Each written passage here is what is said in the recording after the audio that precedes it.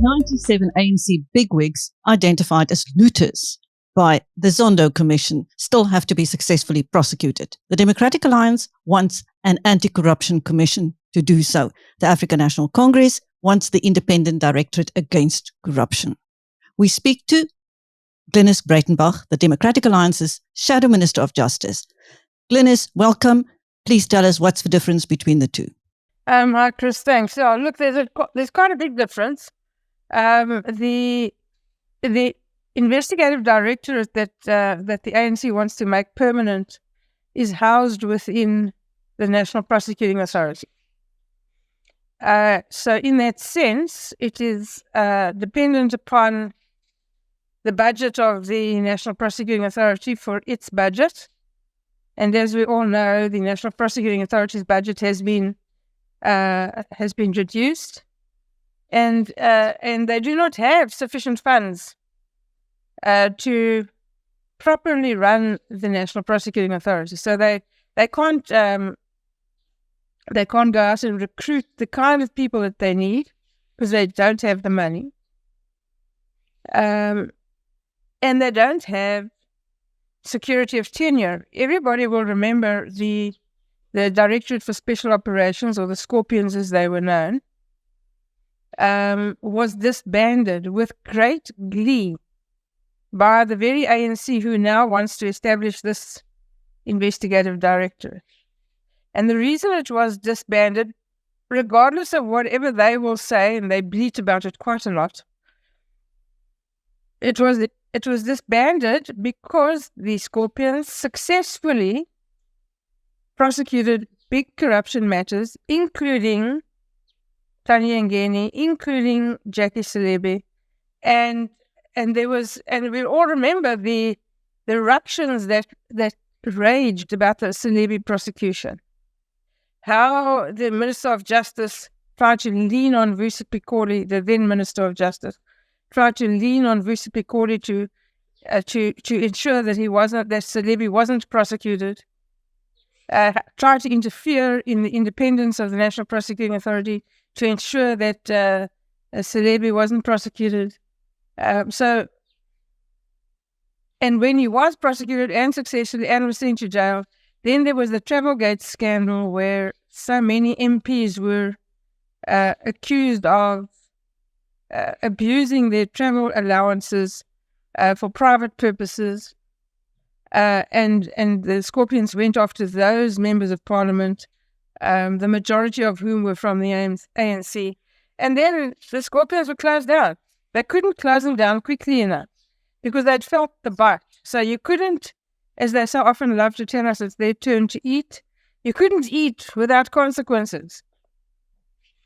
So they closed the Scorpions down, and we all know what happened. It was downhill from there. They closed the Scorpions down. So that very successful, very well-resourced, very experienced group of prosecutors, investigators, forensically skilled people were dissipated. They were transferred to all over the country to various units, not specialist units. All their skills were lost. A lot of them left and went to the private sector where they could earn a hell of a lot more money. And so those skills are, for all intents and purposes, they've been lost to the National Prosecuting Authority. Now the government tells us that they're serious about corruption, and they want to adopt a zero tolerance approach to corruption. And so they, after a lot of pressure and a lot of the Zondo Commission, a lot of public pressure, a lot of political pressure from all walks of society, they've come up with this brilliant idea, brilliant in inverted commas, of course, this brilliant idea to resuscitate or reinvent or reincarnate the Scorpions just in a weaker form. So it's under-resourced,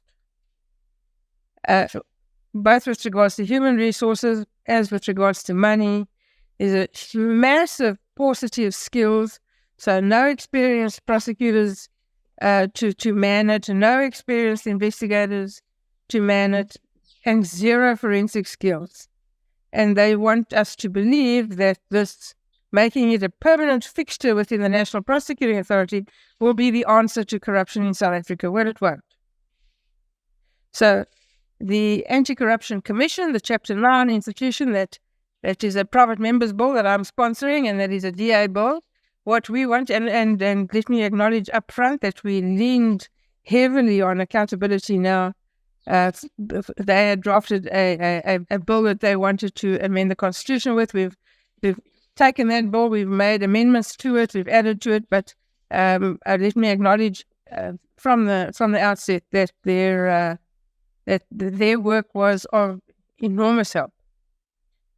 We've drafted a bill that will provide for an anti-corruption commission. It will be independent. So the Investigative Directorate, even when it's made permanent within the NPA, is not independent. It's only as independent as is the National Prosecuting Authority. And I speak from my own experience, but we've all seen that the National Prosecuting Authority at times is not independent. And it can be interfered with. And we've seen how the Scorpions was closed down. There's no security of tenure. Why will those people come back? Why would anyone want to go back to a so-called permanent investigative directorate when it was so easy to close it down? And all of those people lost their life's work overnight. So it's not independent, and it doesn't have security of tenure. The Anti-Corruption Commission, on the other hand, the Chapter 9 institution that we envisage and propose, stands outside of the National Prosecuting Authority. It's independent of the National Prosecuting Authority. It's a Chapter 9 institution in terms of the Constitution of South Africa. It requires a heightened majority to dissolve it in Parliament, a majority that, thank the good Lord, the ANC will never in Parliament see again. Whereas the Investigative Directorate just gets closed down by a simple majority of Parliament. It will be independent in terms of budget. It will negotiate its own budget directly with Treasury, and it will be responsible to Parliament. It will answer to Parliament for its performance. So it will not be reliant upon the budget of the National Prosecuting Authority, and we all know that the National Prosecuting Authority is dependent upon their budget from the Department of Justice. So if the Department of Justice doesn't want them to do a good job, then just don't give them money. If the Department of Justice doesn't want them to be able to fight corruption effectively and efficiently, they just don't give them money. And that's the case now. They're not giving them they're talking the talk, but they fail to walk the talk. An independent Chapter 9 institution, properly resourced both financially and with human resources, with proper forensic skills, with its own budget that it negotiates itself, and is answerable only to Parliament, will have all of the things that it requires. It will be independent, truly independent in the proper sense of the word. It will not be dependent on the whims of any political party, whether it's the ANC who's in government or anybody else, because let's face it, we don't want to go down this road again, regardless of whomsoever is in government. So they will be independent, they will be insulated, and they'll be able to do their job properly without any fear, without any favor, without any prejudice, because there'll be no danger that they'll be closed down just because they go after somebody who may be well connected. And those are the differences. With the ANC now wanting to keep the ID in the NPA, how are you going to get the 2/3 majority in Parliament that you need for the Anti-Corruption Commission? Well, we're going to... First of all, we supported the National Prosecuting Authority Amendment Bill, which is the bill that makes the ID permanent. We reported it with some reservation. It was quite a lot of reservation and some trepidation, simply because we don't believe that it's the answer to the problem of corruption in South Africa. We don't believe it's the answer to the problems of crime in South Africa, and we don't believe it addresses at all the issue of organised crime. And if you don't address organised crime, then you may as well not try to address corruption. So we've supported that simply because it may possibly go some small way to improving the fight against corruption in South Africa. And so we've supported it. Our bill is a private member's bill. It will serve in Parliament this year. I believe that we'll get the 2/3 majority because our bill is much wider than the Investigative Directorate. We envisage an elite crime-fighting unit that has all of the resources that it requires. So experienced and efficient and willing and able prosecutors, which the NPA lacks, experienced and efficient and willing and able investigators, which the police lack. We will put them in one building where they will work in conjunction with each other in prosecutor-led investigations. In-house, they will have the forensic skills that are required to investigate these matters. So cyber forensic skills, accounting forensic skills, and any other specialist skills that are required either in-house or available on an outsourced basis. A budget that is properly negotiated with Treasury so that it can fight crime. But more importantly, it includes provisions that address organised crime. So we keep hearing about, the issues with regards to tobacco smuggling. We keep hearing about building mafia. We keep hearing about a mafioso-style approach in the transport industry. Organised crime is alive and well and thriving in South Africa. And the only way to stop corruption, the only way to adopt a zero-tolerance approach to corruption is to also adopt the same approach to organised crime. And this bill does that. So it covers a much wider ground than the Investigative Directorate's portfolio, and it has a different structure in that it's properly resourced, it's independent, and it answers only to Parliament. It doesn't answer to the Minister of Justice. It's not dependent on the Minister of Justice. And I don't think there's any political party in Parliament, including the ANC, who wants to take the risk of being that party that doesn't support a proposed bill that obviously addresses the problems of organised crime and corruption in South Africa. South Africans are tired of organised crime. South Africans are tired of crime. They're punch drunk. They're sick and tired of crime. They're sick and tired of being afraid to go home at night in case they get hijacked. They're sick and tired of being afraid to go to sleep at night because they're afraid of a house robbery. They cannot walk in the streets. They can't allow their children in the streets. South Africans are not safe in their own country, and they're sick of it. And so I don't believe that any political party will want to run the risk of not supporting a private member's bill that goes a long way to effectively address organised crime and corruption in this country. And if you do, what then happens to the plans for IDAC? Does the Anti-Corruption Commission then usurp that, or can the two bodies exist at the same time? I'm hoping to retain the buy-in of the National Prosecuting Authority. The Anti-Corruption Commission is not intended to be competition for the National Prosecuting Authority. It will run parallel to it, and they will have overlapping areas of jurisdiction. And a very important aspect of the Anti-Corruption Commission is that it will run in consultation with the National Directorate of Public Prosecution. It shouldn't be a competition. So we envisage that the Anti-Corruption Commission will deal with the very top echelon of cases of corruption, the very top echelon of cases of organised crime, and that should free the National Prosecuting Authority up quite considerably to prosecute the thousands of other matters that it's forced to deal with every day. There's plenty of work to go around. Nobody will be sitting twiddling their fingers. So importantly, it must operate in consultation with the National Directorate of Public Prosecution. So we could, at the time that it is ready to go to Parliament, once it's been passed, we can have a discussion with the NPA.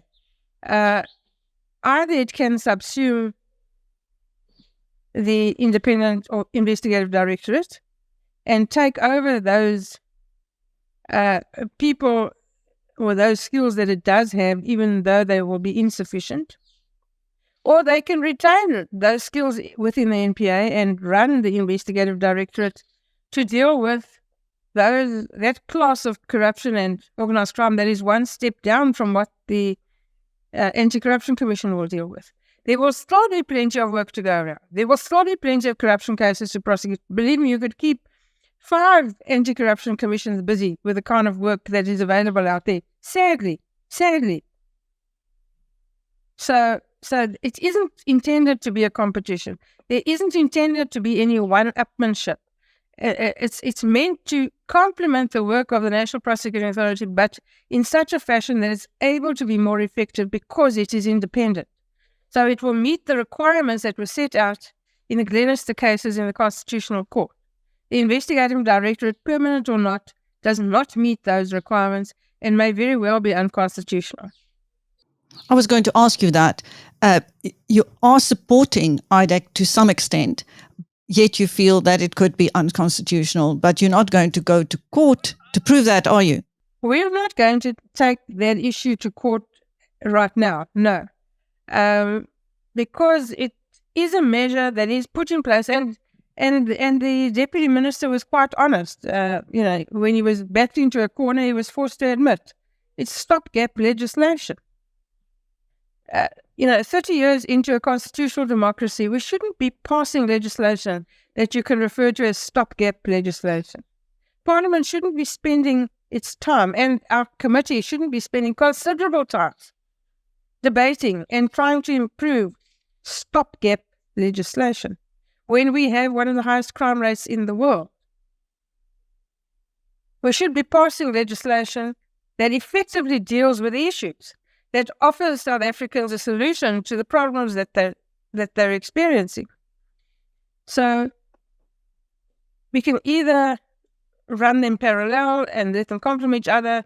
The Anti-Corruption Commission can subsume the IDAC, can take over its functions as well as its own wider functions, and it shouldn't be difficult. It's not a competition. It's not intended to be a competition, and it's definitely not intended to undermine or usurp the authority of the National Directorate of Public Prosecutions.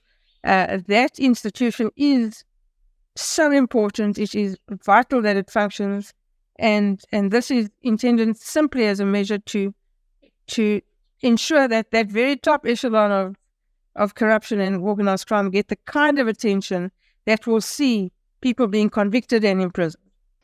Can you tell us what the attitude of the NPA is with regards to the new Scorpions versus the government's IDAC? Well, the NPA was very eager to have the amendment bill passed because they're having a lot of trouble attracting any kind of skills with an IDAC that is merely the product of a proclamation, which I understand. Who's going to give up their cushy job in the private sector to go and work in a unit that is, the product of a proclamation and can be closed down with a stroke of a pen tomorrow? So that is a problem for them, and that's one of the reasons why they were so keen to have support from Parliament for this particular piece of legislation. It's one of the reasons why we supported it. The attitude of the NPA towards the Anti-Corruption Commission is probably best put a little hesitant, but we have had discussions. They're not willing to come to the table, and I think that if everybody is sensible and adopts the attitude that what we need to do is not for our own ego, it's not for our own selves, it's not for our own little, miswhippy, then we can find each other. This is what is in the best, I believe, in the best interests of South Africa and South Africans. I believe it offers an effective, tangible solution to the massive problem of corruption and organised crime in South Africa. And there's only one way to fight organised crime and corruption, and that is with very experienced, very effective prosecutors and investigators and proper resourcing, both financially and with access to forensic skills. Now, with these bodies, these crime-busting bodies still in the making or not, how soon do you believe some of the looters can be held accountable in a successful way?